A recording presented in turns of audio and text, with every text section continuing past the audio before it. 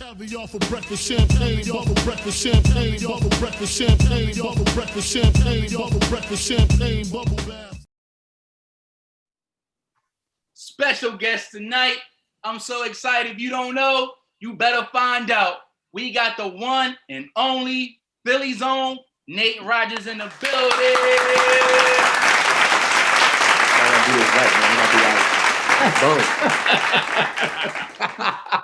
What's up, Nate? What's going on, fellas? How y'all doing? Thanks for having me, man. Man, thank you, brother. Thank you for coming on, man. Oh, man, thanks for coming on. How you feeling, bro? Feeling real good, man. Feeling real good. Super busy right now with everything going on. Philly's opening back up finally. But I feel good, man. I feel good. So let me just say, for those that don't know about Nate, give them a little brief biography of yourself, Nate, because we know about you, but let the other people know about you. Yeah. So, wow. Crazy story. So I guess I started out as a flyer boy about 26, 27 years ago, handing out flyers for different parties and events around the city and things of that nature. And then I got into serving in restaurants and bars, became a bar back, and then eventually moved up to bartender. So like I said, going back about 25 years ago, started my bartending career at Copabanana out 40th and Spruce. That's how I started, out there. Copas. And yeah, out Copas, the Copas. Started out there and just really mastered the craft. You know, I'm the type of person that whatever I get involved in, I have to be the best at it. Like, that's just how I was raised. It's instilled in me. That's who I am. And I just wanted to take bartending to another level, especially for African Americans. And one thing that happened to me early on in my career is that I always worked at white sports bars or white clubs or white restaurants. So I always got a different aspect of the business that our community weren't used to. You know, when I say a different aspect of it, you know, the quality of cocktail making, the quality of customer service, you know, and engaging with liquor brands and things of that nature. So started out doing that. And while I was bartending, though, I was still a retail manager. So this shit is crazy, man. I used to manage the vitamin shop downtown for years, general manager, but I was still bartending, opened up a bartending school and everything. And I started to do the addition of the amount of money I was making when I bartended. You know, for those who don't think bartending is a real job, we make at least $700 a night for 3 hours. Just put that out there, right? Wow. So I'm like, man, I'm making this type of money. Why am I getting up, coming to work extra early and stuff? Walked out on my job in the middle of the shift and just committed to being a bartender, which, you know, I took to a different level. Then as the years went on, you know, I did a lot of events for free. I did a lot of stuff for free just to get my name out there. And then eventually started doing bartending competitions. Won a couple of those big time competitions for Bombay Sapphire. I did one for Cruising Rum. And it just really took me to another level. And then after all of that happened, I started to get connected directly with the liquor brands, you know, to be a rep and to be an executive with that. And then that just took flight about 10 years ago. I started out with Bacardi. So I had Bacardi, Grey Goose, and Douce. I was the rep for those guys. I was also bartending. And then about 5 or 6 years ago, I was approached by Fox Good Day Philadelphia to host their cocktail segments. So for the past 5 years, I've been on Good Day Philadelphia once a month as well. But it just led me down so many different avenues and developing so many different relationships that it took me to a level where I am now. So now I am the marketing manager for Jim Beam Brands, which is Jim Beam, Maker's Mark. Shout out. Maker's Mark. Cornitos, Courvoisier, marketing manager for Pennsylvania, Virginia, Alabama, Mississippi. So all of those are my markets now. And it's just been a beautiful ride. You know, it's been a rough ride, but it's been one where I was able to develop this craft and just take it to another level, show my peers that, hey, it's not just about working in the bar or club, man. We could just take it all the way up to the top, bro. Yeah. You know, so in a nutshell, that is my story. Managed many of restaurants and clubs, you know, I did it all, man. I did it all. Worked everywhere, you name it. Yo, it's crazy that I was telling Will, I said back in the day, you know, one of the guests we had on was one of my boys. He's attorney for the city right now, and like Copa's was our spot every Friday. Like we got all, and we was down there, and it was just electric, you know, because first of all it was packed. You already know you're gonna get a good fajita, you know, get some good food. The margaritas was popping.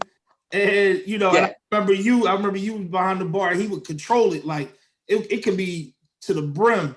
Everybody was getting their drinks in a timely fashion, and I was like, that's most important, especially in metropolitan cities. You find a lot of bars where you see some people sleeping. Like, yo, that person didn't get they order yet, but you was making sure everything was on, man. I was like, that was the time too. Yeah. I mean, at the end of the day, everything that we do in life, I don't care what business you're in, there's some sort of customer service. And I know for me, what I expect when I go out for a cocktail or for a meal is what I wanted to bring to us.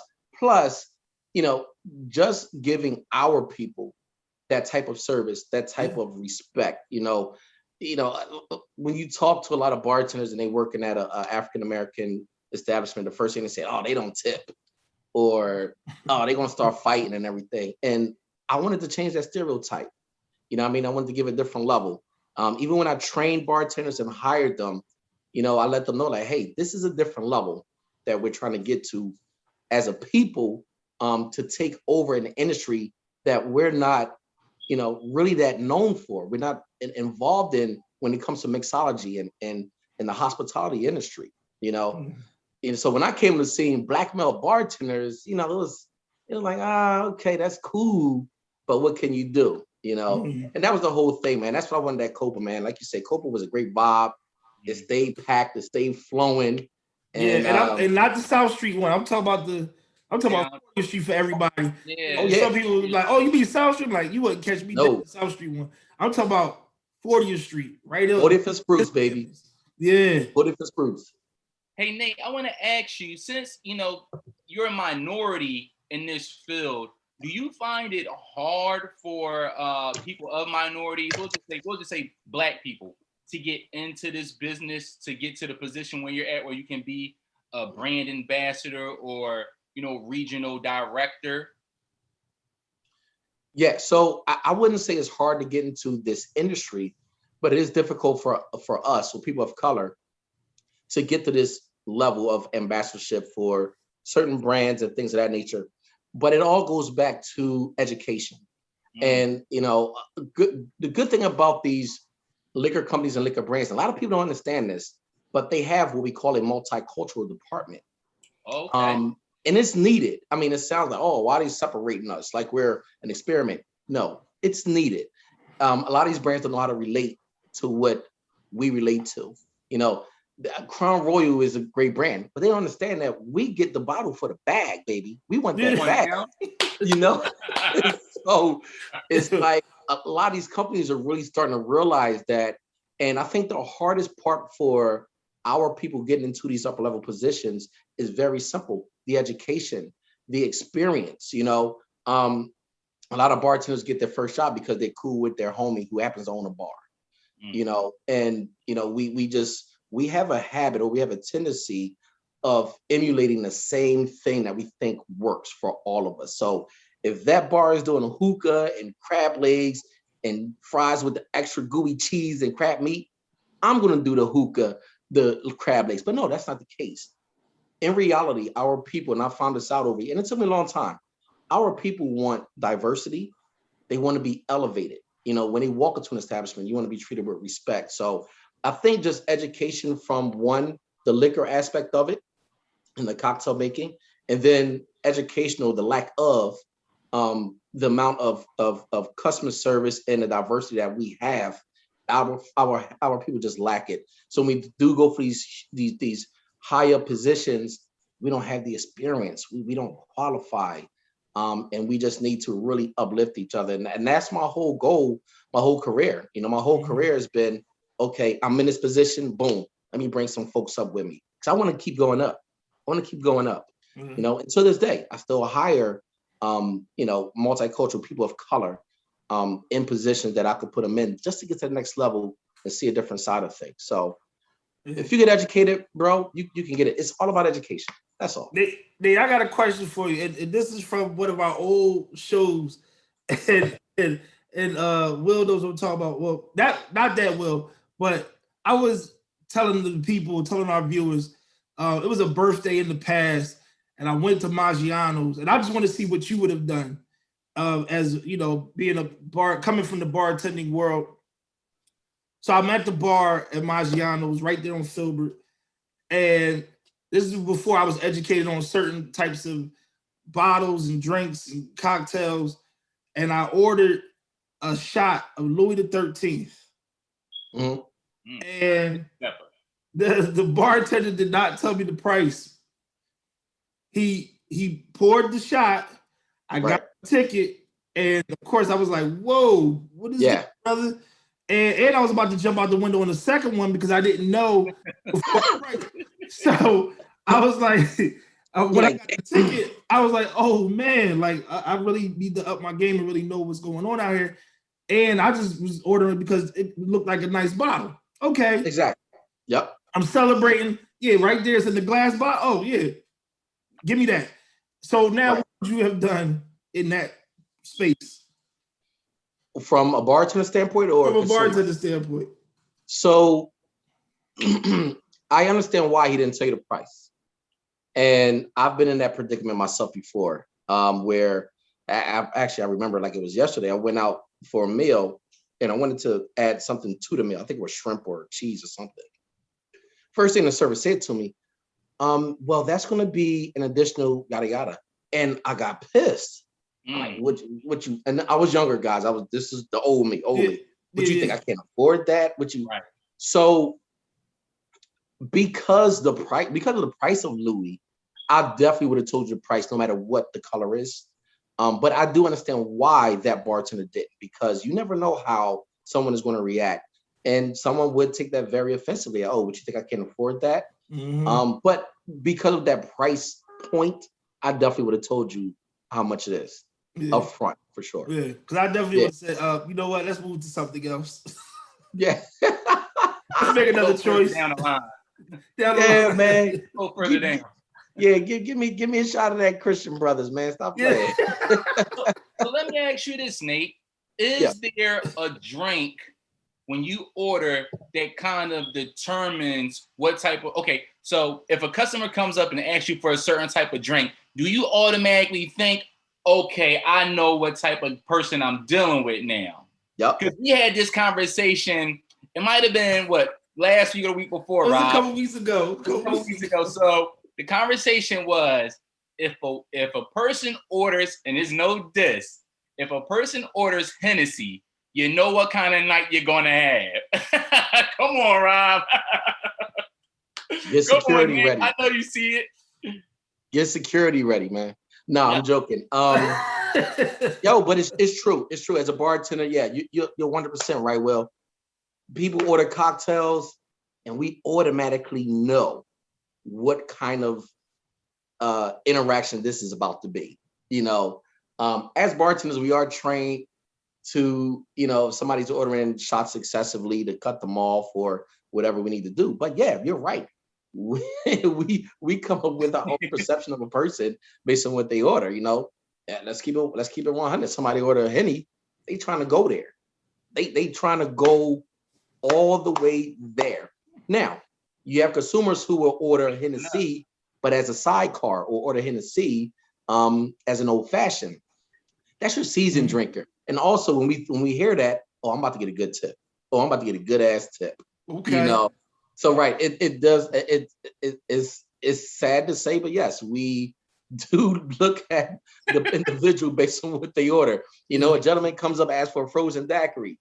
Come on, dude. Like, we're not gonna do that. We're not gonna do that. Hey, Nate, let me tell you. One time I was out, right, and the guy next to me, he ordered a Malibu Bay Breeze. And me and the bartender looked at each other like, right. What they do? Right. That's for you. Hey, hold on. I don't know if you know this Drake, Nate, but well, I mean, you probably will. But it's this bartender up here. Because I'm in Newark. Right. And she's known. She's all over. She's like at every spot. Shout out to Ish Niche. That's her name on Instagram. And she makes like some good drinks. One drink I'm going to tell you, she makes this thing called a Django Unchained. Yeah, I'll come back to that. But this one guy comes into the bar and he leans over and, you know, he's trying to be cool. You know, this lady's on either side. He says, let me get a white linen. And this was not the spot for a white linen. And so and she's not ignorant to anybody, but she's like, okay, come up with another drink. Because like white linen, that's not what we make here. Let's just be real. Everybody down on the sides of you. I'm not making that. So he had to start thinking of something else, but he was really trying to say something that was so obscure that make the woman on either side like, oh, what is a white linen? Nobody uses it. Not in this spot. Right. And I mean, and again, everything comes with maturity, right? Mm-hmm. So now, I mean, I don't bartend anymore like that. But now if someone comes up and order whatever, I don't look at them like that anymore because you never know what happened before they got to the spot. Because this could be their fourth spot, this could be their fifth spot, and they trying to slow down. They probably potheads. They smoked before they came in, and a lot of people can't smoke and drink. You know, so I got out of that mentality of judging based on cocktails. But for sure, bartenders, we definitely judge you based on what you order, man, for sure. White linen. See, Nate, now I feel bad for judging that man for ordering a Malibu Bay Breeze. Because I don't know what type of night he was having. Listen, he's probably slowing down. He's like, you know, that's about all I can have at this point. Yeah. Yeah, man. He may have been trying to chill, man. He might have been going hard all day. It was like, man, I gotta come down. I gotta bring this down. In your comings and goings, you know, traveling and things like that. Of course, handling different regions. You know, what was the most rewarding place I would say that you traveled doing this work? Bro, Houston, Texas, dog. I've never seen a market like Houston. Houston just feels like family, no matter what. You know, you guys know, you go out somewhere, you know, guys, girls, they on their phones, they're staring at each other, whatever. Houston, bro, it's all about the party. It's all about their cars. They love their cars.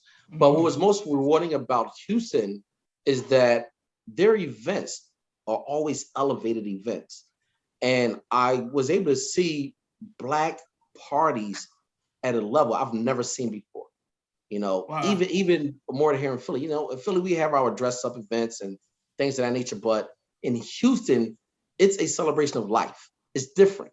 You know, promoters do events because they want to make that money. We know. They don't care who shows up. They don't even care if it's a fight that's going to break out or anything. Houston is not like that. Houston, they're all about the celebration of life. That changed my perspective. And I went there. I started working in the Houston market about 11, 12 years ago when I was out in Houston a couple of times. But everything they did was a celebration of life about our culture, you know, just making it. They were just celebrating making it. And that really changed my perspective on this industry, cocktail making and all that. You know, what other doors has opened up? Yeah. Great question. Actually, the position I'm in now, marketing manager for $1 billion company, is something you need a college degree for. And I'm not just talking about 4 years. Like there's a lot of learning you need for marketing. And what I've done my entire career is always incorporate marketing and promotion along with, you know, the mixology side of it. And it opened up doors to this marketing position where now, you know, I'm in marketing for liquor. I'm still in the industry, but let's say if I want to get out the liquor industry, I have that marketing background now. I go to another $1 billion company, such as, you know, I could go work for Kellogg's in marketing. I could go work for Pepsi in marketing. So I tell people all the time, never look down on a bartender. I hear a lot of people say, oh, you're a bartender, that's not a real job. It's a career, bro. It's a career. I know bartenders who've been bartending for over 30 years, put kids through college, have several cars, houses, and of course, everything isn't about materialistic things, but they live very comfortable, or comfortably. And but it opens up doors and give you this experience that you give you this experience that you don't have to go to school for. At the end of the day, we're kind of sort of like scientists. We mix stuff together. We create flavors. We create colors. Everything that we do is all about the presentation. You feel me? So I could serve you a vodka and cranberry, and I could put a dope pineapple on there, an orange, a cherry. You're like, oh man, I need that. What's that? Vodka cranberry. But that's one of the skills that you acquire in this industry. So, again, it opened up the door to marketing, which is something that you have to go to school for. No company will hire you without that experience. And to be in this position, I'm truly blessed. But again, it's based on the experience that I had in mixology and in hospitality industry. What's the blend that you put together on your own that you swear by? When it comes to making drinks, the blend I put together. Yeah. So I've been lately. Okay. Wow. That's a good question. Okay. So as a bartender, you go through different levels of making cocktails. When I was just a consumer, just a party boy, I'm a shots dude to this day. Shots, and I'll chase my shots with a rum and coke. That was me. So when I first started bartending, it was all about the simple cocktails. As I grew more mature in the industry, then it was about, let me get down to basic cocktails, apple martinis, margaritas, Long Island iced teas. Mm-hmm. Now, so right now, I've been on this apple cider kick. I love apple cider. And I've been able to incorporate apple cider in a lot of my cocktails. But I also now incorporate food in my cocktails. So I'll make a drink with barbecue sauce, or I'll garnish my cocktail with a little cheeseburger slider and shrimp and crab meat, asparagus, things of that nature. Yeah. So I actually have a video up on my Instagram, guys. Philly Nate 215, Philly Nate 215. Follow me. I have a clip on there from Good Day Philadelphia. I did a cocktail called a Bloody Maria. Bloody Maria is it's just like a Bloody Mary, but instead of vodka, it's tequila. And I garnished the cocktail with grilled shrimp, grilled cherry tomatoes, grilled pulled beef sliders, grilled asparagus, carrots, and bacon, all on this one drink. I'm gonna send you guys a photo of it. Oh man. So it's that sounds crazy, man. It's crazy and it's delicious. But again, the more I got educated about mixology and different tasting notes involving the culinary aspect, I mix everything. But to answer your question, I've been on this apple cider kick, bro. Bourbon and apple cider, vodka and apple cider. There you go.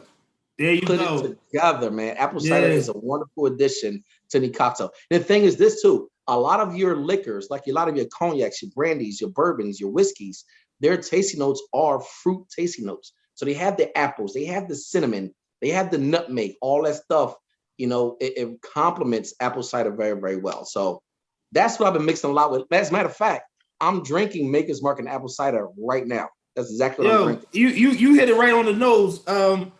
I was during this pandemic, and I've said this before. I went to a lot of different restaurants, but they were outside. I was eating outside in the cold, so I had to stay warm. So I was doing a lot of hot toddies over the pandemic, and I needed a good. I do mine with bourbon instead of rum, so it would have to be a good top shelf bourbon, and they would throw a slice of lemon in there, whatever. You probably, even if you had a little cold, you probably wouldn't even feel it after that, after about 2 or 3 of them joints. But that's one of my favorite winter cocktails. And then the heat and the steam from it also, it goes right to your system. So I tell people hot toddies is the way to go in the winter, Yeah. Listen, my lady and I, we were going out to eat outside, ice cold, we have gloves on outside eating, but we're drinking some, like you said, we're drinking hot toddies. Yeah. That's what it is, man. Liquor of choice plus some apple cider, warm apple cider. You good to go, man. Yeah. So Nate, you got an event coming up this Saturday. You want to talk about that a little bit? Yeah, we have a lot coming up, Will. So this Saturday, just to backtrack. So I teamed up with Philly Cigar Week Group, which actually is a cigar group that is national. So they have a cigar week in Atlanta, Houston. They got one in Tampa, Chicago. But we launched that back in April. It was a very successful week. People from all over the country came out. So we were there. We was down there. We was at Cigar Code. Yeah, you remember. We went to Cigar Code. Yeah. Yeah. Oh my God, that night was crazy, man. That night was crazy. So we running it back at the end of every month, where we all just, get together again at Cavanaugh's River Deck on Delaware Avenue from 3 to 8 this Saturday. Of course, this is a Courvoisier-led event. Cognac and cigars. It don't get no better than that. But I want to talk about June. So June is Black Music Month, right? Mm-hmm. Black Music Month. So we have a lot of events coming up in June to celebrate that, as well as Juneteenth on June 19th as well. Mm. So in June, so I work a lot with DJ Active. DJ Active is a DJ for, oh God, Diddy, Janet Jackson, everybody. Yeah, he just did Diddy's party like 2 days ago, as a matter of fact, out there in LA. Wow. But we're bringing Ro James to Philly. Oh, I like Ro. I like tough. Yeah, Ro's tough. Yeah. So that's Sunday, June 13th. We're bringing Ro James out. I got the link in my bio there.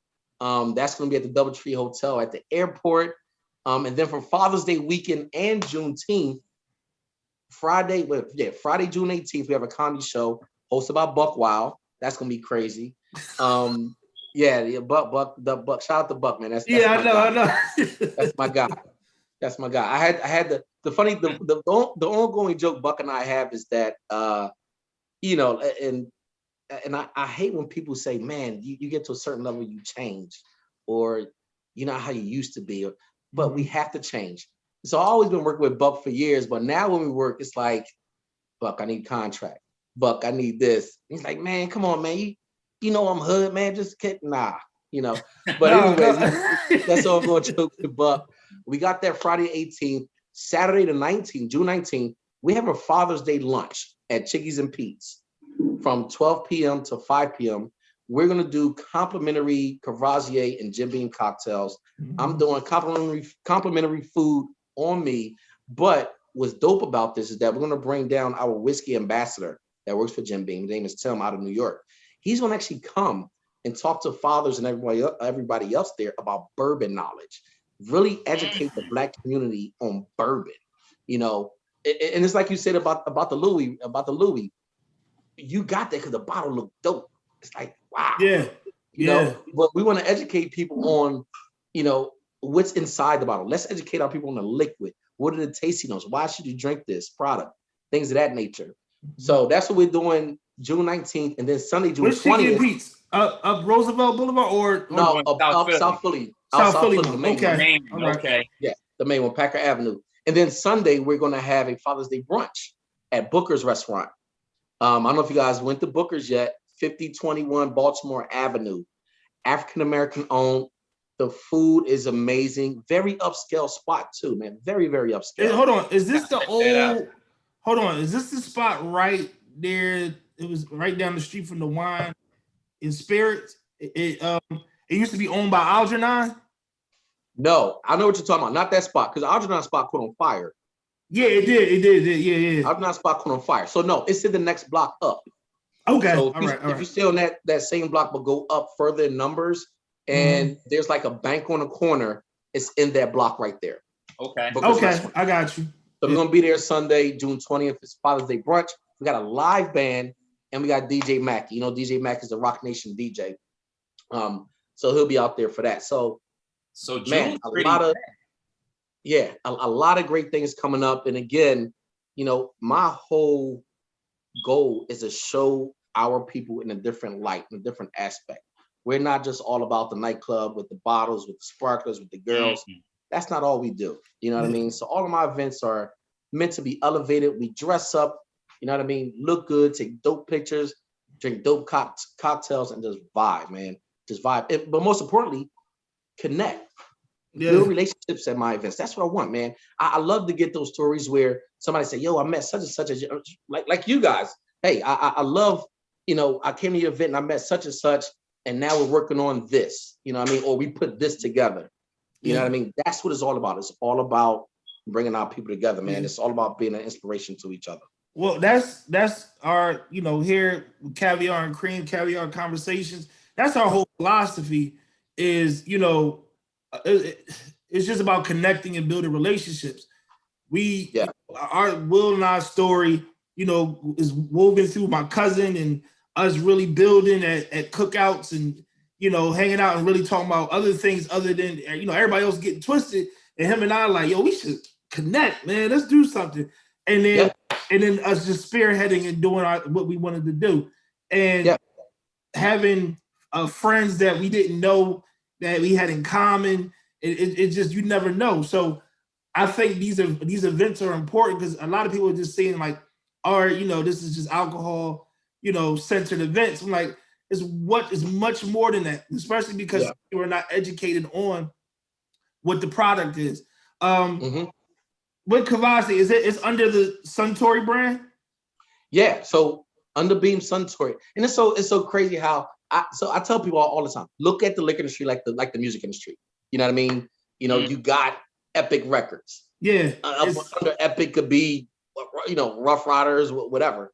Same thing with the liquor industry. So yeah, I work for Beam Suntory. Under Beam Suntory is Jim Beam, Courvoisier, Maker's Mark, Cornitos, Effin, Pinnacle Vodka. Really? Effin?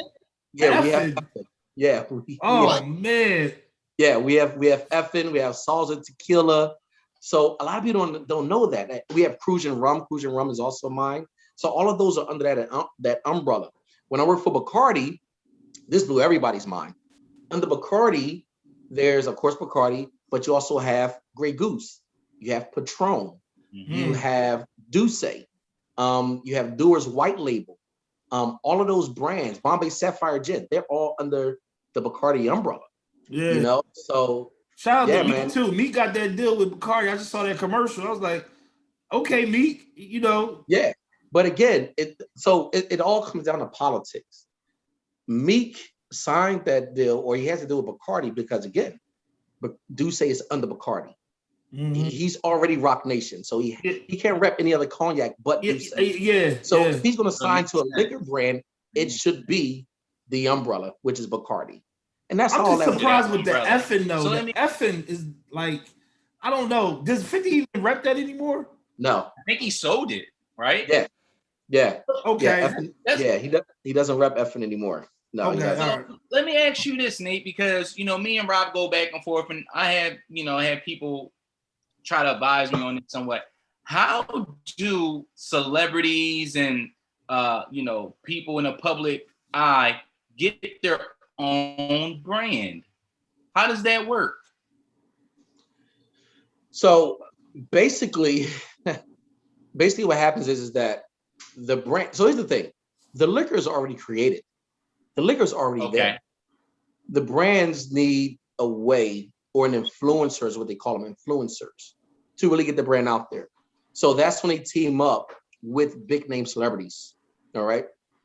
What happens is, depending on that celebrity status, they could buy into that particular brand to own some stock of that brand or own a particular amount of shares or whatever like that. But that's how that works. These celebrities are approached by liquor brands, or it could be a celebrity who has a great manager. Like, hey, yo, I'm gonna get you this deal with such and such. And the management go to a liquor brand and say, listen, Usher is hot right now. Yo, let's put him on Remy. What happens? You see Usher and Remy commercials now. All right. Oh yeah, he is. Yeah. I was like, I said this is a comeback for him because he's been quiet. Yeah. Absolutely. Same thing with Nas. Nas is hitting the C right now.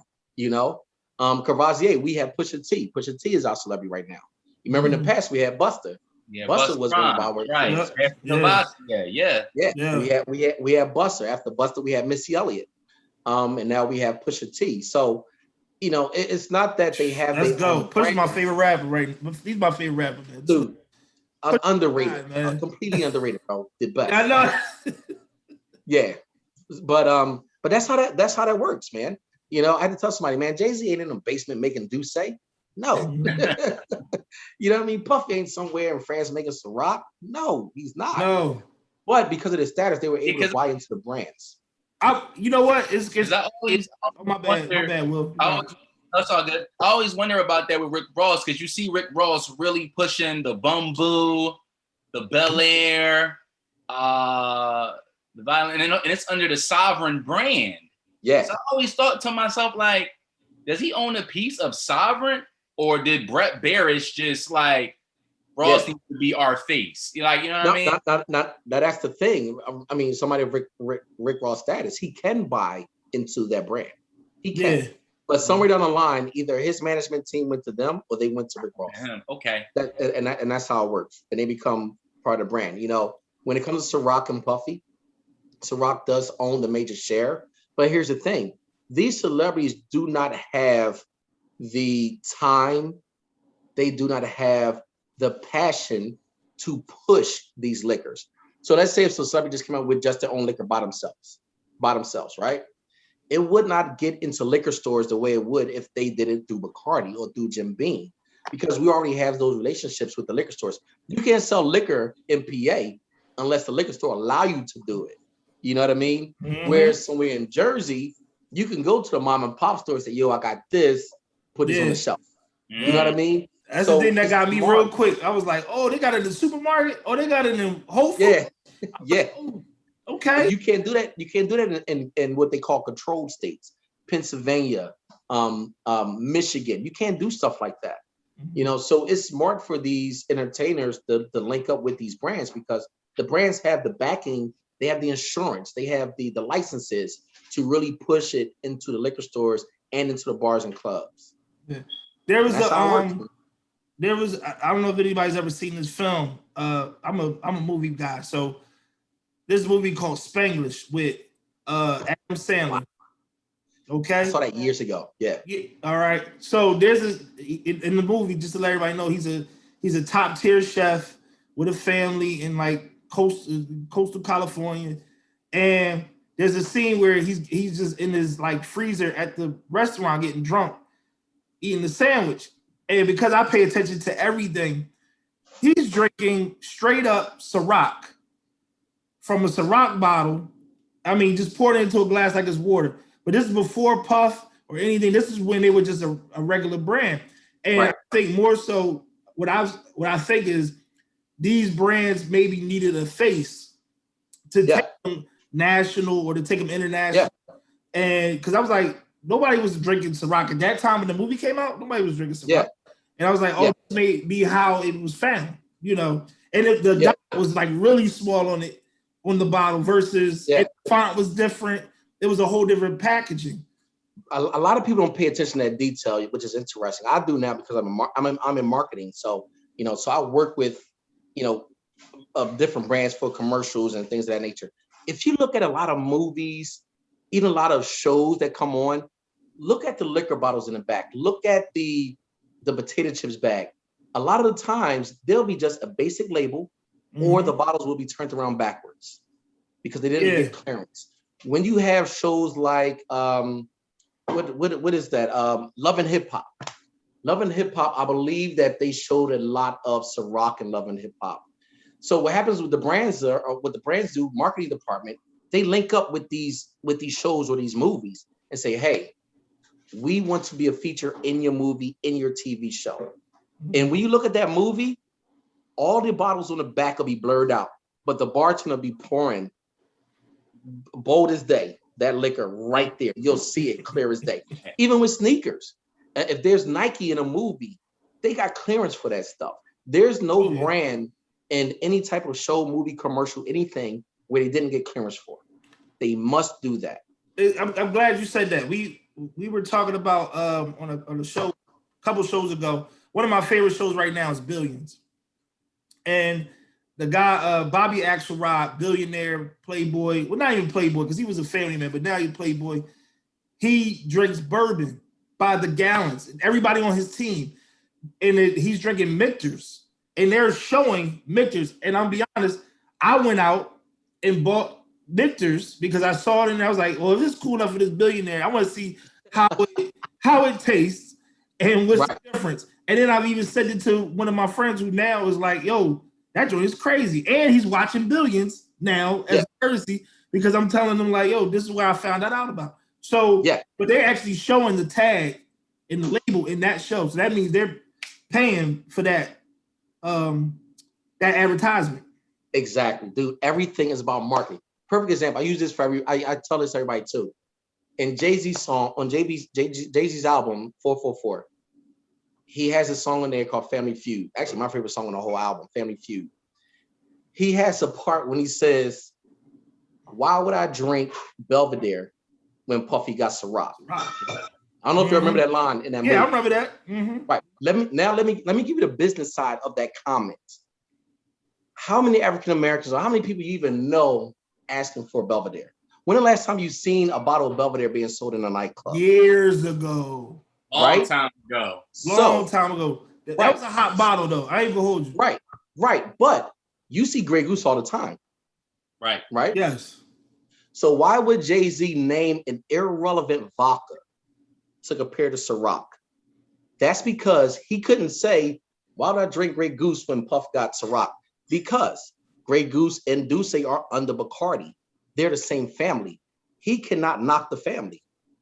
So that's why he said, why would I drink Belvedere instead of any other vodka? Again, wow. Grey Goose has more notoriety than Belvedere. We know that. You can look at a Grey Goose bottle a mile away and know what it is. Belvedere, if you're not a seasoned drinker or even a top shelf drink, you won't know what Belvedere is. Yeah. But he can't. Gotta see the vines on the bottle. Gotta see the vines. Exactly. Yeah. So in that song, that's why he used Belvedere instead of saying a relevant vodka like Grey Goose, because that's part of family.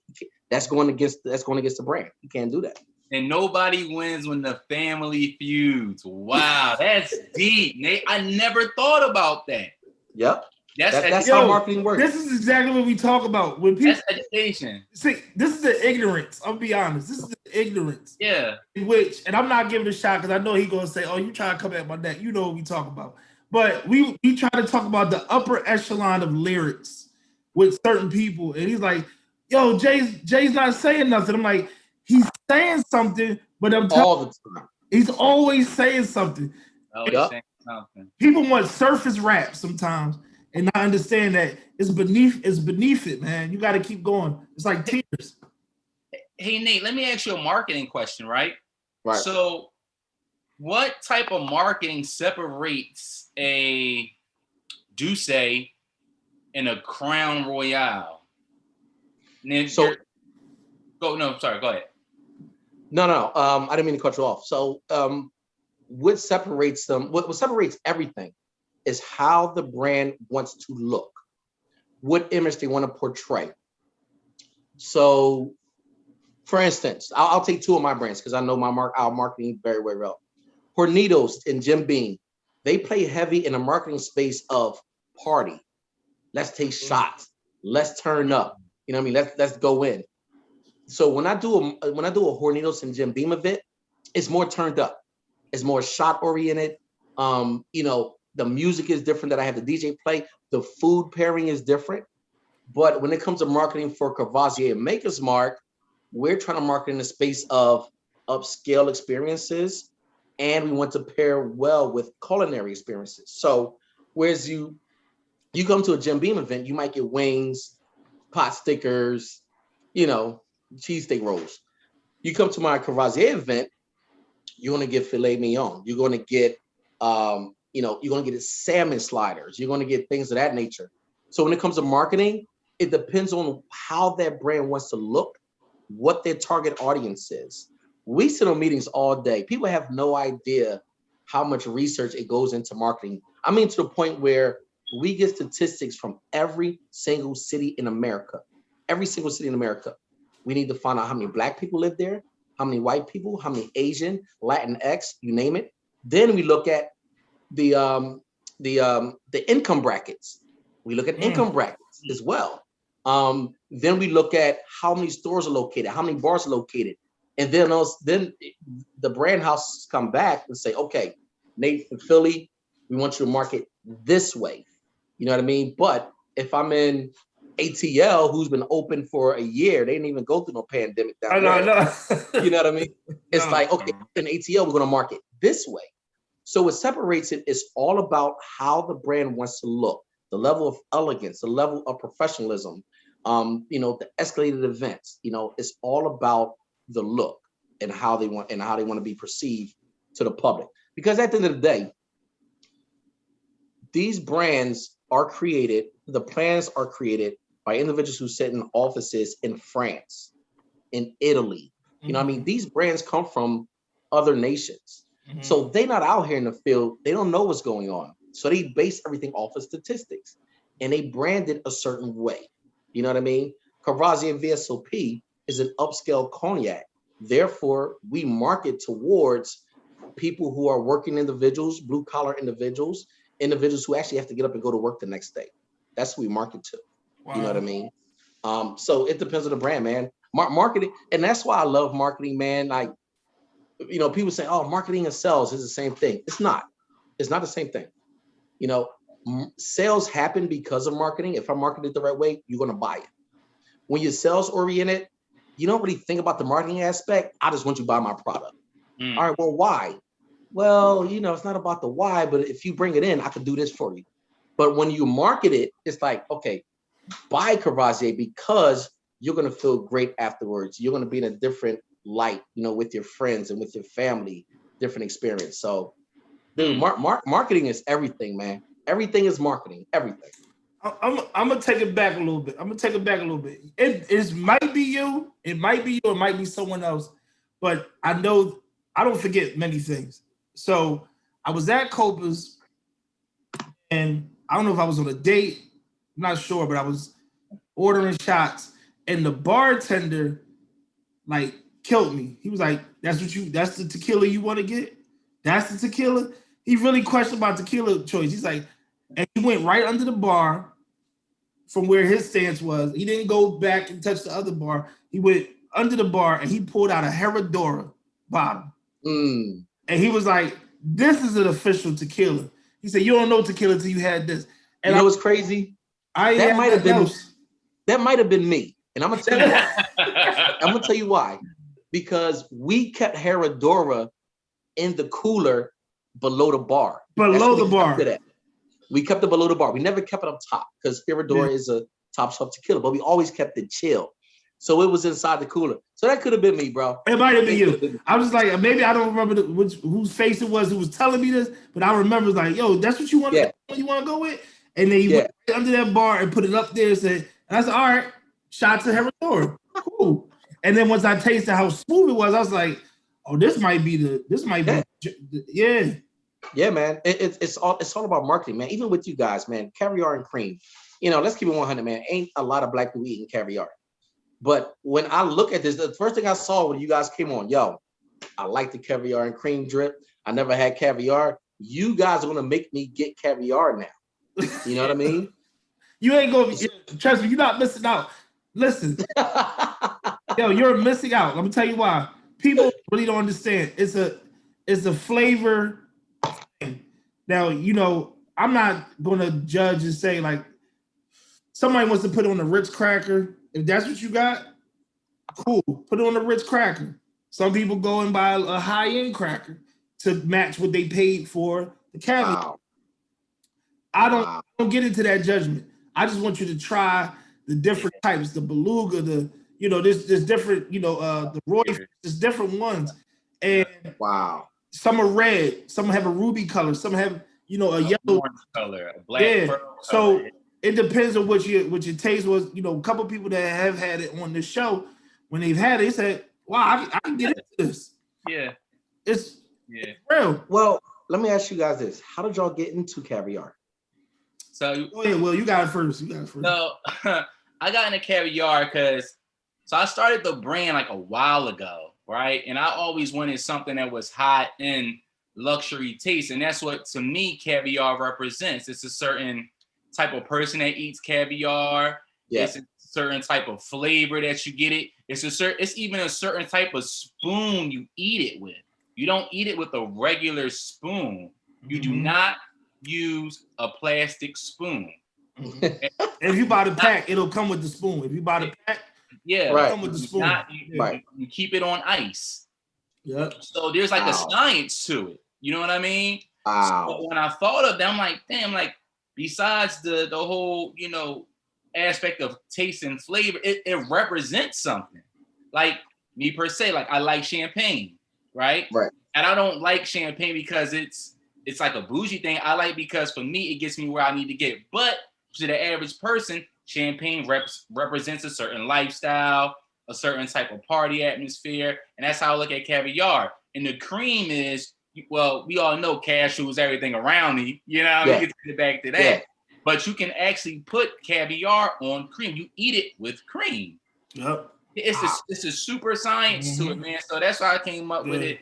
Just like some. But I mean, did you like this? Like, how did you get introduced to caviar? Did you sit around and you wanted to start this brand or whatever you guys were doing, and you came up with the name? Like, well, damn, I can't have a name and I don't eat it.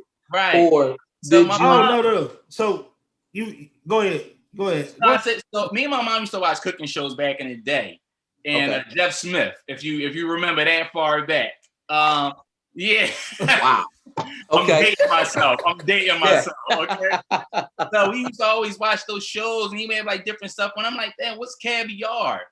And when I found, I was like, oh, it's fish eggs. I was kind of like, oh, I don't want to try fish eggs either. Like that sounds, crazy. But then when I was at a party and I actually had it, and it was like, oh, this is caviar. I'm like, wow, this doesn't taste that bad. It has that pop flavor to it.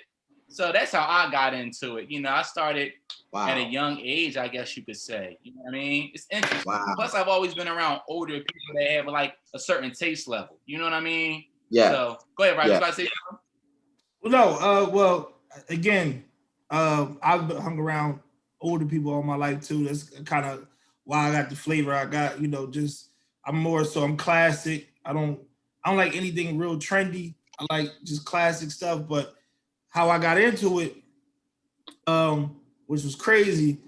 My mother used to work for this company called Towers Perrin, right downtown, right across the street from City Hall. They've changed names like a million times. It was Towers Watson, it was different. But when there was a meeting that was held over, my mother couldn't go home. They would have to put her up in a hotel. So one time, it's probably the only way I was going to stay there as a child. They would put her in the Ritz-Carlton, which is now the Westin, right in the dirty place. So she would tell my sister, hey, you guys come down, catch the train. You can stay here in the hotel. I got an expense account.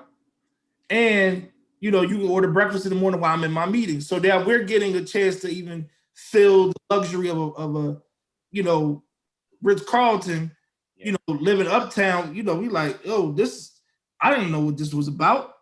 Right. So, but what I was doing as a kid, I would venture around places. So I would get on the elevator and just go up and down until I got to the penthouse. And I wasn't even supposed to be up there. And you could just take stuff. And I took some caviar, some crackers and all that, and I brought it to the room. My sister went in on me like, you're not supposed to be up there. Come on, mom is trusting us. You about to, jam us up. But that was the first time I tried caviar. I was young, and as a kid, if I didn't spit it out then, I was like, okay, I can kind of get with this. And I'm young, bro. I'm like, I gotta be like 11, 12. Wow. So then when I was able to afford it and try it on my own, I tried it again and got into it. And then that's where him and I clicked, because we started talking like, oh, you bake with caviar too? And it's not really something that's accustomed. Dude, that's so random, dog. It is. That's like the most random conversation I have with a homie, dog. That's like, bruh, we started talking about so much stuff, and then it came down to the caviar piece, because we talk about caviar and cream. And if you see our logo, when we start when it starts the podcast, it has bread with cream on it, and then the caviar is draped on top of it. So wow. That's just what we've been about. Wow. And we also want to put on people to things and stop having this mindset of, if you know, don't try it because it hasn't been showed to us growing up. Exactly. Yep. We cut ourselves off from so many different things because we have this like mentality of, oh, I didn't get that when I was younger, or I didn't have that in my household. Yeah. Part of the growth standpoint, and we're not coming from a mind of like the sedity nature. We're coming from a more of an educational and just indulge. Exactly. You gotta try new things to determine if you don't like it. Because a lot of people be like, oh, I don't like that. And then you're like, well, what don't you like about it? Oh, I never had it. Well, how can you say you don't like it if you never had it? Dude, I'm guilty of that. I'm guilty of that. But it's like, same thing with cocktails, man. It's all about education, man. And we need to share our knowledge with each other, now. I'm gonna try Caviar this week. Please do, brother. Check it out. And so I'll tell you this: go to Whole Foods. That's a good entry point. Go to Whole Foods. Okay. And go to the aisle where the seafood section. Seafood, yeah. It should be hanging up, but just make sure when you take it home, put it in the refrigerator or put it in the freezer just until you try it, and then let it out. Trust me, when we do the show, I don't take out that caviar until we just about to do the show. Like literally. Wow. Yeah. Wow. Yeah. Wow. So because I'm a Ritz Crackers bull. Which I do. No, that's cool. Go ahead, Nate. Go ahead. Yeah. Tell you got the Pepperidge Farm butter toast crack. Yeah. Look, I ain't gonna hold you. Them joints crazy. But I'm not eating on a nasty cracker. I'm just telling you right now. I'm just not doing it. No saltines. No saltines. If you can afford, if saltines is your bag, if you want to, go do it. That's it. Go ahead, man. But I'm just telling you, the salt complex of that. I'm gonna be honest, because saltine is heavy in salt. So if you do that and then do the caviar, you better have some water on the side. Yeah. For sure. And I know we're coming up on a time, and we don't want to hold you too long, Nate. But so this will be my last question, right? Sure. How can more African American males get into this field and get into the position that you're at? Because you have a very unique job to our culture. Like, we see like the tastemakers and everybody out here, but we don't really know the ins and outs of it like you do. So how can someone get to where you're at? Is it finding a mentor? Is it, just applying for the job? Is it starting off as a bartender and just building from there? Yeah, so definitely mentorship is a big thing. So when I was coming up, I actually latched onto a bartender named Rashid. I don't know if you guys remember Fluid nightclub that was down in Philly, 4th and South. Mm-hmm. That's where I met Rashid. And I used to stand in the bar and watch Rashid bartend. And he was super fast. I mean, he making 6, 7, 8 drinks at one time, but he got the bottles like this. And I'm like, wow. So I went to him, I said, bro, listen, I need to learn. He said, listen, go to school, educate yourself on liquor, and then I'll show you the ins and out of it. To get in this industry, African-American males, one, grab a mentor. Grab somebody who's knowledgeable of this industry. They don't have to be a bartender. They can be a bar owner, a club owner, a bar manager, but get somebody that you can talk to about this industry. Secondly, educate yourself on liquors. So there's a show called Bar Rescue, comes on. Bar Rescue is my favorite show. I will watch. That's my joint. That's my dude. I will watch Bar Rescue all day long. But people look at it from the outside, says, "Oh man, he's going into this bar. He's getting on them. He's firing people." No, Bar Rescue is an educational program about liquor. It's free education on Bar Rescue. So get the education about it. I wanted to be such a good bartender. I used to go to the liquor store and hang out like I was at the mall. I would be in the liquor store for hours, just walking up and down. I would ask the people who worked there, "Hey, what's this? Oh, this is such a, oh, okay. Oh, I'm sorry. Listen, what is this right here?" I used to do that because I wanted to learn so bad. So it's like, educate yourself. Third point, just like to you guys' point about caviar and education about it, don't be afraid to try new things. We are all stuck on, we say, "Oh, that's what I drink. I don't drink nothing else. That's what I drink." Explore your options. Explore your options about different tasting notes, different spirits. Educate yourself on the stories of different liquors. You know what I mean? Like everybody's gonna always go to Ciroc. Hey, that's Diddy stuff. All right, listen, why don't you go out there and try a Maker's Mark? Learn a story about Maker's Mark, the history about that. Try new things, man. Grab a mentor, number one. Number two, educate yourself. Number three, try new things, try new cocktails, eat new things.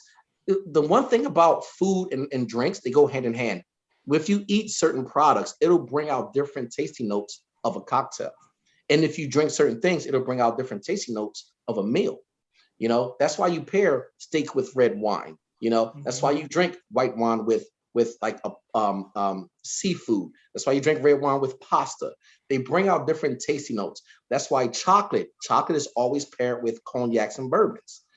So excuse me. So it's like you got to try new things.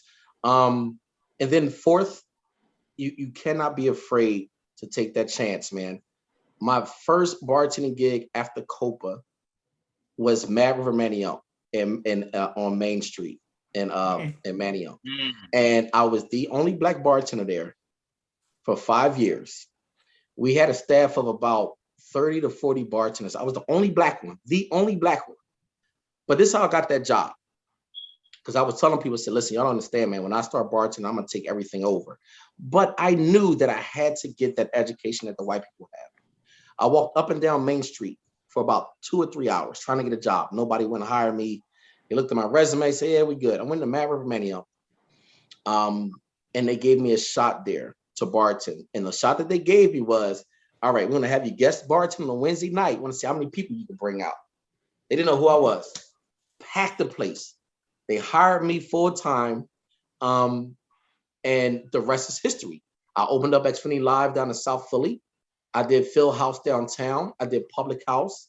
I worked everywhere. But if I didn't take that chance of going into Mad River Manio, which is a predominantly white establishment, I would not be here today.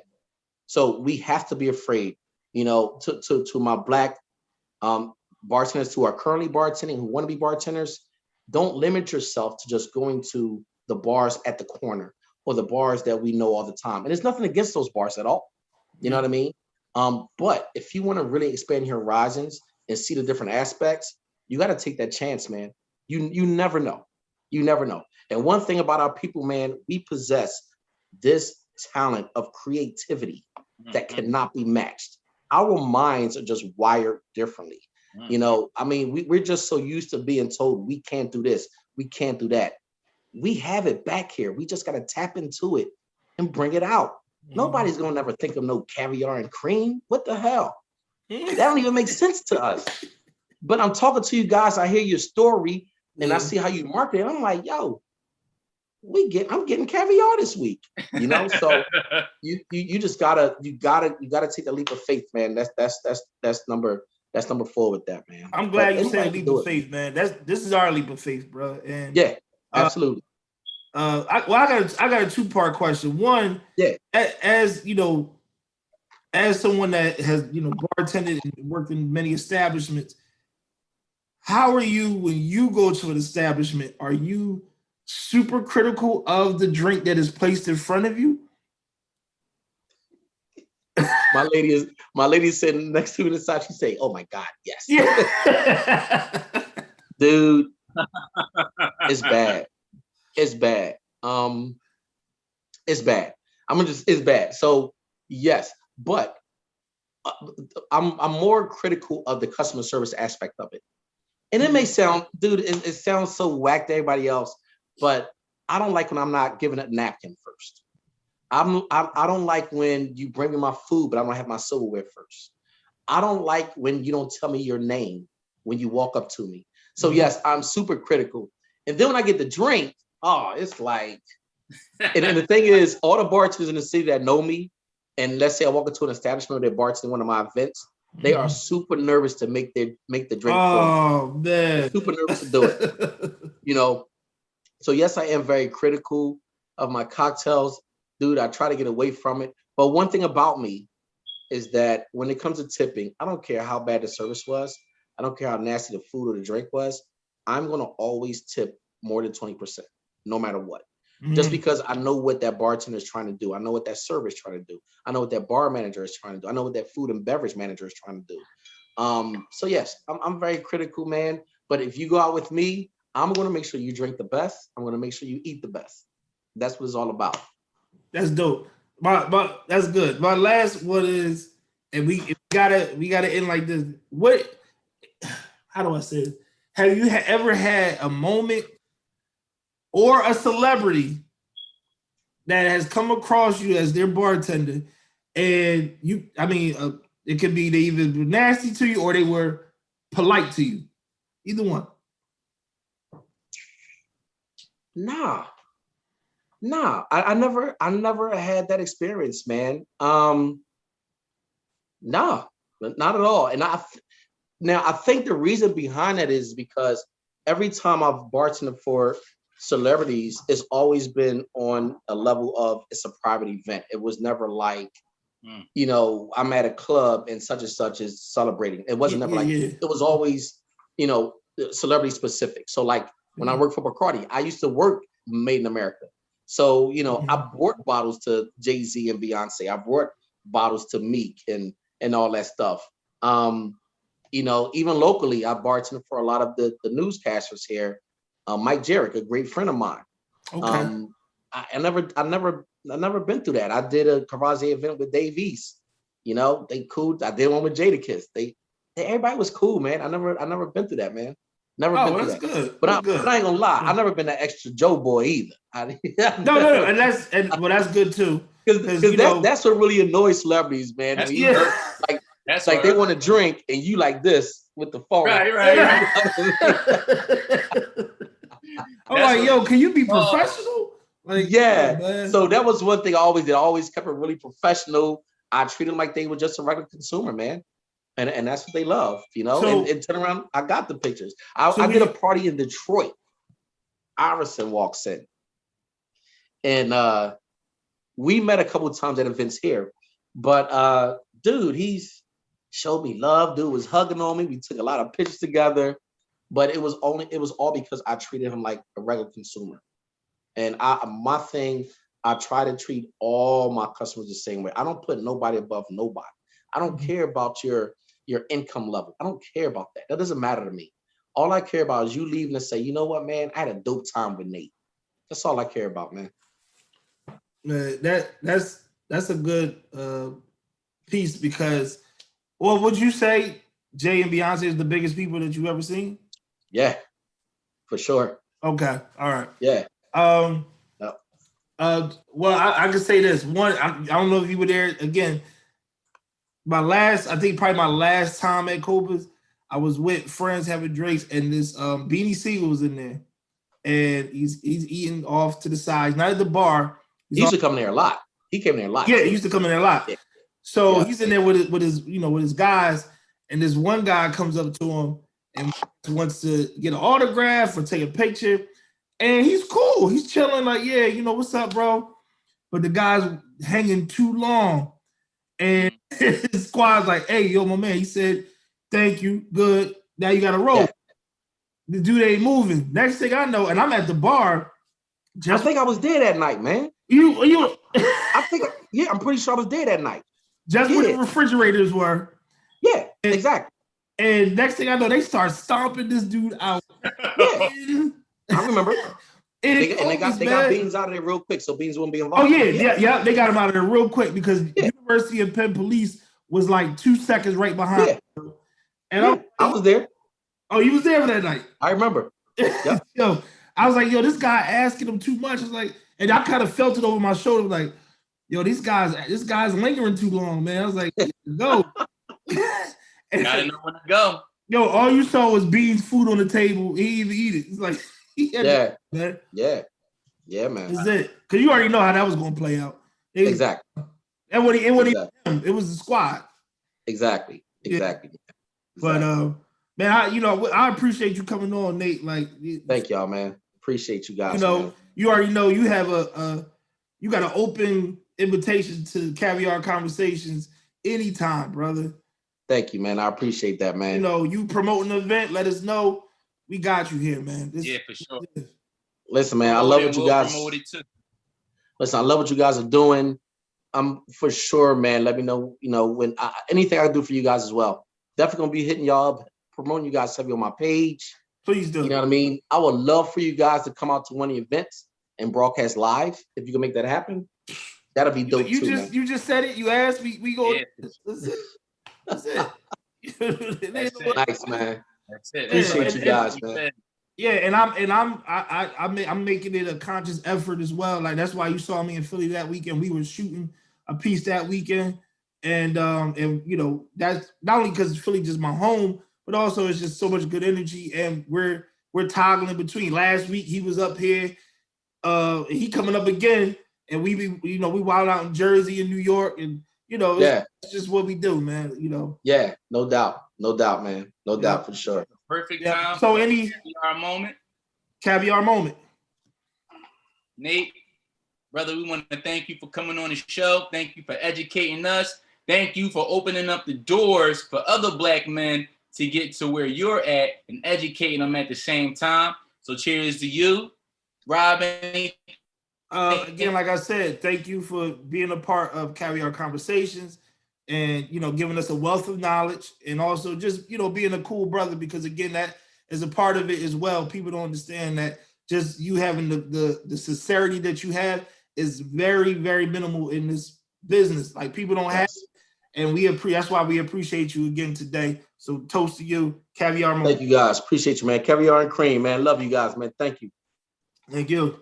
So to our, because he's still holding his glass. In the Matrix. Back in the Matrix, man. So again, to our subscribers, to our viewers, we thank you guys for being a part with Caviar Conversations. We have Nate Rogers, ambassador, bartender, mixologist. I mean, he got so many titles. Marketing man, maven. Now we got Black Maven gonna be mad. She's like, he a Maven too? We got a homie that her name was Black Maven 215. So we appreciate him coming on, and we hope that everybody is blessed throughout this week. Go for your dreams, do what you want to do, and be diligent in everything that you do. Again, this is Caviar Conversations. We thank you. Have a good one. Caviar for breakfast, champagne, bubble breakfast, champagne, bubble breakfast, champagne, bubble breakfast, champagne, bubble breakfast, champagne, bubble bath.